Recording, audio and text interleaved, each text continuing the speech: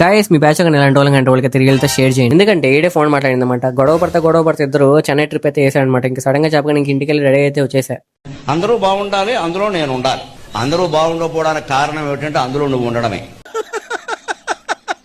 ఎందుకు వెళ్తున్నాం అంటే చెన్నైకి వీడే అనమాట మా ఫ్రెండ్. వీనైతే సవిత కాలేజ్ అయితే డ్రాప్ చేయాలన్నమాట. సో అదేదో 300 టికెట్ పెట్టి ఏసీ బస్సులోనే పోవచ్చు కదంట. అయినా ఏం చేస్తాం, ఫ్రెండ్స్ దగ్గర పెట్టుకుంటే ఇలాగే ఉంటుంది అనమాట. నలుగురు కలిసి ఒక ఫ్రెండ్ చెన్నైలో పెట్టడానికి అయితే వెళ్తున్నాం. వీడేందంటే లోపల పొనుకోలేకున్నా అని చెప్పి వచ్చి టిక్కులు అయితే పొనుకున్నాడు. పొట్టోడికి దోలు తీరిపోయింది.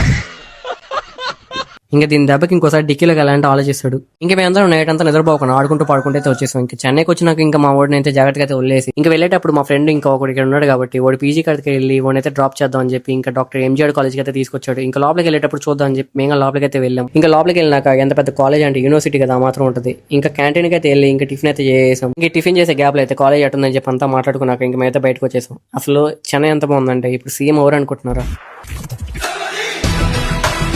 అయితే వెళ్ళేటప్పుడు లైక్ చేసుకోండి, షేర్ చేయండి, అంతేకాకుండా ఫాలో చేసుకోవడం మర్చిపోకండి. ఉంటా బాయ్.